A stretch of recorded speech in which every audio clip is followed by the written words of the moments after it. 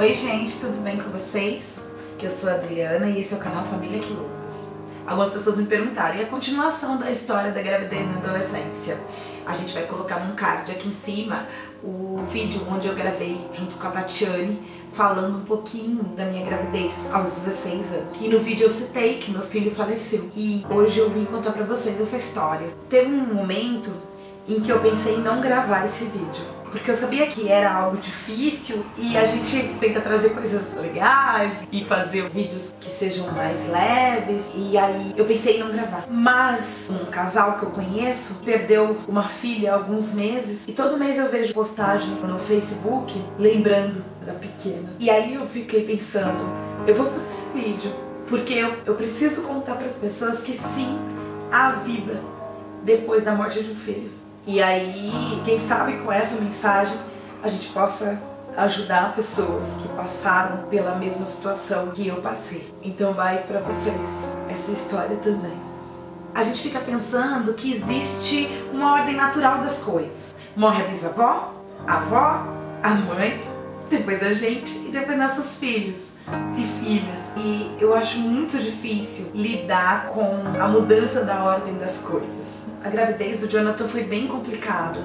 Não foi uma gravidez tranquila. Mas ao final da gravidez eu comecei a perceber que eu ia ser mãe, de fato. E comecei, mesmo com todos os meus limites, viver a maternidade. Eu só pude viver plenamente a minha gravidez, eu estava bem no finalzinho. O parto do Jonathan também foi um parto muito difícil e um dia eu vou voltar para falar para vocês a respeito dele. Mas eu quero falar sobre a vida do Jonathan. Jonathan nasceu uma criança saudável, com mais de 3 quilos, 3,6 kg, no dia 6 de maio de 1995, quando faltava 5 dias para o meu aniversário de 17 anos. Era uma criança cabeluda, eu vou colocar uma foto daqui a pouco para vocês. Ele era lindo, meu filho. Bom, vocês lembram que eu consegui protelar o casamento, mas depois de um período eu não consegui mais segurar. O pai do Jonathan era meu namorado e a gente acabou se casando quando ele tinha 3 meses. Depois eu também vou colocar uma fotinho do meu casamento. No casamento, assim, eu tinha que, na hora, eu tava com vestido de noiva e tinha que abrir pra amamentar, colocar o peito pra fora pra amamentar. Então o Jonathan estava no meu casamento, né? Ele participou do meu casamento. Bem, estávamos levando a nossa vida do jeito que dava. Era uma vida assim de muitas privações. Tínhamos um berço pro Jonathan, uma cômodazinha que a gente ganhou. E à noite a gente colocava o Jonathan para dormir num Moisés, que é aquele cesto. Como eu dormia numa cama de solteiro, dormia meu ex-marido no cantinho apertado, eu na beirada e o Jonathan aqui, num móvel que tinha, e ele dormia aqui pertinho da gente. O Jonathan tinha umas gripezinhas, não era uma criança que adoecia muito. Ele fazia o acompanhamento na UBS, né, no posto de saúde, com a pediatra, e tudo estava transcorrendo normalmente. Com um tempo, eu, muito guerreira que sempre fui, comecei a correr atrás de escola para ele, porque eu estudava no Cefam na época, que é uma escola em período integral. Eu queria continuar amamentando o Jonathan, mas queria que estivesse perto da escola onde eu estudava. Então eu consegui, fazendo plantão, até conseguir uma vaga numa creche particular, que era uma creche muito boa, para que o Jonathan estudasse lá. E o Jonathan ficou nessa escola durante alguns dias. Bem, naquela semana, o Jonathan estava com 4 meses e meio. Ai, eu não vou conseguir. Ai, eu não vou conseguir, gente. Vou ter que parar.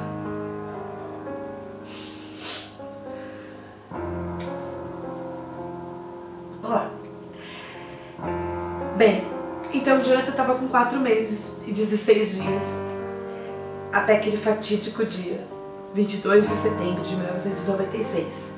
Eu estava casada fazia um mês, o Jonathan estava lá, dormindo no seu Moisésinho, que ficava perto de mim. Ele sempre acordava de madrugada para mamar, ele acordava assim, umas 3 e pouco da manhã para mamar. E aí nesse dia o relógio despertou, era umas 4h40, 5 horas que eu acordava. Para ir para a escola eu tinha prova, tinha uma semana de prova. E aí eu acordava para trocar a fralda, amamentar tudo antes de sair de casa com ele. E aí o meu ex-marido na época passou a mão por cima de mim, assim, colocou a mão no Jonathan e falou assim: nossa, a respiração dele tá difícil. Aí eu falei pra ele: nossa, que estranho, o Jonathan não acordou pra mamar. Mas como um dia antes ele tinha ficado muito cansado, porque eu tinha recebido uma bolsa, que é a bolsa que eu recebia um salário mínimo todo mês na escola. Até foi esse dia, foi o primeiro dia que eu fui no cinema, na véspera da morte do Jonathan. Eu fui, aí comprei roupa pra ele, bonezinho, e ele tinha feito farra até muito tarde. E aí eu falei, bom, ele não acordou porque ele ficou farreando até tarde, né? Isso foi uma sexta, se eu não tô enganada, e ele tinha ido na terça-feira no pediatra. E aí a pediatra tinha visto que tava tudo bem, né? E aí ele falou, nossa, parece que ele tá cansadinho. Quando a gente acendeu a luz, eu achei também que ele tava cansadinho. Quando a gente acendeu a luz, ele tava parado, assim, com uma lágrima escorrendo e com um olhar parado. Eu peguei, porque ele já tinha aquele reflexo de ficar durinho, né? Eu peguei, filho, e quando eu peguei ele tava mole, mas ele ainda suspirava. Nós saímos correndo pra rua, eu correndo, eu falei, a gente vai precisar um carro, né? Achar um carro, enfim.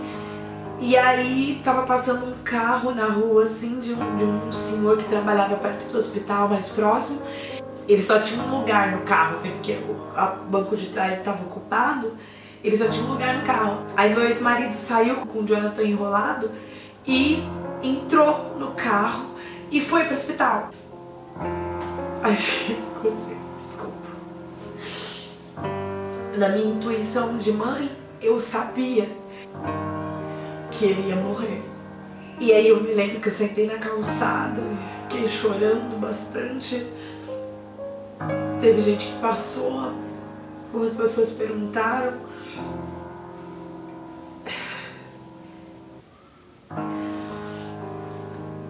Aí depois eu peguei o ônibus e fui pro hospital. Consegui avisar minha mãe, fui pro hospital e quando eu cheguei lá ele já tava na emergência, tava todo furadinho, tudo, e eu fiquei o mais próximo que eu pude. A gente ficou na porta, né, esperando, e aí eles começaram a fazer vários exames, né, pra ver o que era, assim, se era meningite, se tinha aspirado leite. Quando deu meio-dia mais ou menos, o médico pediu pra gente entrar e ver e se despedir dele. Aí a gente entrou, se despediu. Foi assim. Consegui na época ligar pro meu pai pra ver se ele chegava antes, né? Porque ele tinha ficado com muita raiva e ele não tinha pego o Jonathan no colo ainda. Aí eu pedi pra ele vir. Eu não me lembro se ele conseguiu chegar a tempo de pegar o Jonathan com vida. Foi assim, gente. A causa mortes que tá no atestado de óbito é broncopneumonia. Mas assim, eu voltei na UBS depois, conversando com a médica do posto, né? E ela falou que esse diagnóstico não faz sentido. E pra mim até hoje não faz sentido. E aí algumas pessoas com quem eu conversei falaram também que pareceu morte súbita. Pra mim a morte do Jonathan é uma morte sem explicação. Eu digo sem explicação lógica, assim, sabe? Enfim, depois que a gente recebeu a notícia da morte mesmo, quando se consumou a morte dele, eu lembro que me colocaram no carro, saíram avisando as pessoas e foi um susto pra todo mundo. A gente não tinha Facebook na época, né? Então assim, a gente chegava, as pessoas nem acreditavam. Eu lembro que passava de casa em casa avisando, as pessoas nem acreditavam. A minha mãe correu pra casa. Até hoje não sei como não conseguiu tão rápido desmontar tudo. Assim, quando eu cheguei em casa já não tinha vestígios do meu bebê. E eu sei que ela fez isso por amor, né? Sei que a minha mãe sofreu muito, porque ela estava sofrendo pela morte do Jonathan, mas sofrendo também por me ver sofrer. E até hoje eu não consigo pensar assim como foi que eu consegui. Enfim, aí o velório foi em casa. Eu lembro que o pessoal da escola, um monte de adolescente que estudava comigo, veio pra minha casa. E aí passaram a noite lá comigo, sabe? Eu ficava fazendo piada. Uma certa altura eu tava meio dopada, assim, parecia que era mentira. Lembro quando o corpo chegou, já era no dia seguinte, né? Porque foram fazer a autópsia. A sensação é que tava me tirando do meu corpo, sabe? Enfim. Teve enterro, foi um momento muito difícil também. E aí foi isso. Eu tava mexendo nas minhas coisas, eu sempre escrevi coisas. Eu tenho um caderninho super velho aqui em casa. E aí eu escrevi aqui no dia 28 de setembro de 95, eu escrevi assim: é com muita dor que agora escrevo. Hoje faz 6 dias que meu nenê morreu. Só Deus imagina o que eu estou sentindo. É como se tivesse arrancado um enorme pedaço de mim. Estou sofrendo e preciso do meu bebê aqui perto de mim.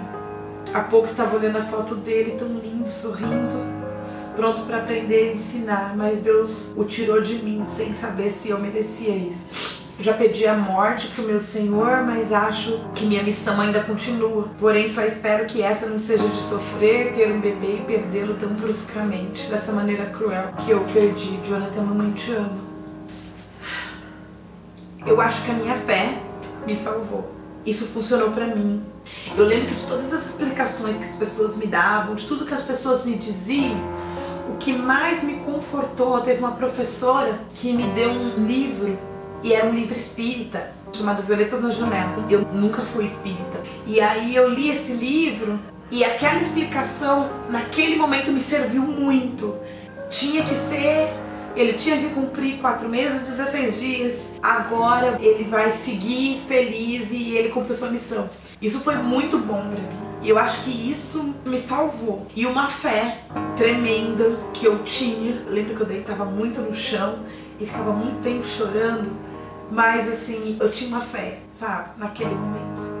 E aí é uma coisa que eu não sei, depois se vocês conhecerem outras mães e pais que passaram por isso, eu queria que vocês me contassem se foi assim também, né? Porque pra mim funcionou naquela época. Eu fui vivendo um dia de cada vez. Tinha dia que eu tava melhor, tinha dia que eu estava pior. Alguns meses depois eu comecei a ter força pra olhar foto sem sentir aquela vontade de morrer que eu tinha no começo. Foi passando, eu fui acreditando que minha vida seria melhor. Meu casamento com o meu ex-marido acabou alguns meses depois, afinal de contas, vocês lembram, né, que eu contei a circunstância do casamento, e foi um momento também de muito sofrimento. Eu me senti extremamente fraca, eu sentia que eu tinha perdido tudo e eu só tinha 17 anos. Viver tudo isso já era muito pesado, mas viver isso com 17 anos me fazia ter essa sensação de morte, essa sensação de que a minha vida não seria boa. E aí com 17 anos eu estava separada, com 18 eu estava divorciada. E foi com 18 anos que eu escolhi fazer serviço social. Aquela consciência mítica, né? Aquela ideia de que eu ia ajudar pessoas que passaram pela mesma coisa que eu. Eu achei importante contar isso porque foi o que me fez escolher serviço social. Para quem não sabe, eu sou assistente social. Depois eu fui ver que não era nada disso, que serviço social não é ajudar as pessoas, que a gente trabalha com garantia de direitos, que é uma outra coisa. Me perdoem os assistentes e assistentes sociais que estão me assistindo. Então assim, também é importante contar isso, porque ter vivido tudo isso, embora tenha sido muito duro, me fez trilhar caminhos que provavelmente eu não trilharia se eu não tivesse vivido tudo isso, se eu não tivesse perdido meu filho. Não tem um dia sequer da minha vida em que eu não lembre do Jonathan. Não tem um aniversário sequer que eu não celebre o fato, a oportunidade de ter sido mãe do Jonathan. Não tem um mês de setembro que eu não me lembre com muito pesar da morte do meu filho. Mas também não tem nem um dia que eu não lembre que teve um porquê. Embora se eu pudesse escolher, eu jamais tivesse passado por isso. Eu acho que eu sou a Adriana que eu sou hoje também por conta dessa experiência.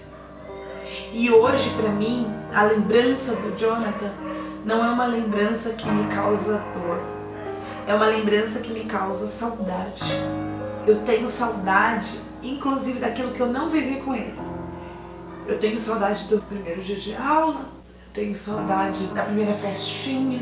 Talvez isso não faça sentido para quem não passou pela mesma coisa, mas eu estou aqui com a sensação de que muitas pessoas me entenderão. Eu sei que tudo isso era projeção, era o que eu queria viver com ele, mas ainda assim eu sinto falta. Eu sinto muito por não ter vivido. Eu achei uma outra cartinha aqui de quando já fazia 9 meses que ele tinha morrido. E aí eu escrevi assim: neném, a mamãe está triste, ela queria morrer. Você foi embora e me deixou sozinha, nem me preparou, me avisou de alguma forma.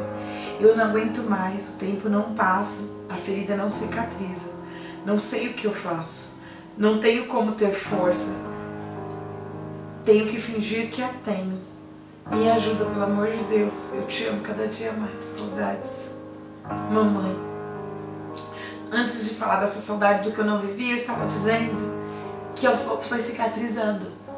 E que aos poucos eu fui encontrando motivos. Aos poucos eu fui encontrando força. E uma força que eu não sabia de onde vinha, sabe? E aí, nesse momento, algumas pessoas vão dizer é a força que vem de Deus. E eu acredito num poder superior, num formato um pouco diferente do que muita gente acredita. Mas para quem não acredita, você pode chamar do poder da natureza ou um poder seu, interno, que brota do fundo da sua alma. Mas eu sei que esse poder, ele existiu e ele existe. Hoje, quando eu sofro, eu penso que nada me derruba. Porque se eu suportei, se eu sobrevivi à morte do meu filho, nada me derruba. Todas as vezes que eu estou muito mal, eu penso: Adriana, você vai suportar, porque você suportou a morte do seu filho. Isso é a mais pura verdade. E a mensagem que eu quero deixar desse vídeo para concluir é que o que não te mata te fortalece. Foi assim comigo. E eu tenho certeza que foi assim com muita gente. Mas também tenho certeza que não foi assim com algumas pessoas. Eu tenho certeza que muitas mulheres e homens sucumbiram à perda de seus filhos. Eu também quero dedicar esse vídeo à memória dessas pessoas que não conseguiram recuperar sua força nunca mais. E também quero dedicar esse vídeo às pessoas que suportaram. Eu tenho uma tia, a tia Romilda, que ela perdeu um filho numa situação semelhante com 1 ano e 2 meses. Eu sei que ela sofreu muito, ela tinha acabado de enterrar meu tio. Eu tenho certeza que, se ela estiver me assistindo, ela me entende de um lugar que poucas pessoas me entendem. Então eu posso dizer isso: tia, eu te entendo, Maria, Joana, Antônia, Pedro, João, as Marílias, os Vítors. Eu sei, e é possível superar. Com todos os medos. E depois que eu tive o Akins, até que ele completasse 4 meses e 17 dias, eu não sosseguei. Eu tive muito medo. E eu vou contar essa história pra vocês qualquer outro dia. Eu não vou contar agora. Mas eu tive muito medo de que acontecesse de novo. E não aconteceu. Tá aí o Akins, né? Grande, forte, lindo. A saudade fica, mas o desespero passa. Eu procurei culpados. Eu procurei explicação. Eu procurei porquês. E eu encontrei algumas respostas, mas muitas respostas eu não encontrei e não vou encontrar jamais. Então quando a dor aperta, a gente chora. Quando a dor vem, a gente vive a dor. E caminha. A gente pede ajuda. E caminha. A gente pede companhia, pede pra mana segurar na mão, pede pra mãe cuidar, pede pro companheiro ficar junto, pede a Deus, a deusa em quem vocês acreditarem. A gente pede e segue. Eu quero agradecer a vocês pela paciência. Esse vídeo deve ter ficado gigantesco. Eu queria que ele fosse o mais leve possível e eu duvido que tenha conseguido. Eu quero agradecer a vocês pela companhia. por todo o carinho que eu recebi depois que eu gravei aquele outro vídeo. Muita gente falou que gostou do vídeo, que sentiu junto, e eu recebo e me alimento muito dessa energia boa que eu recebo de vocês. Beijos e até o próximo vídeo.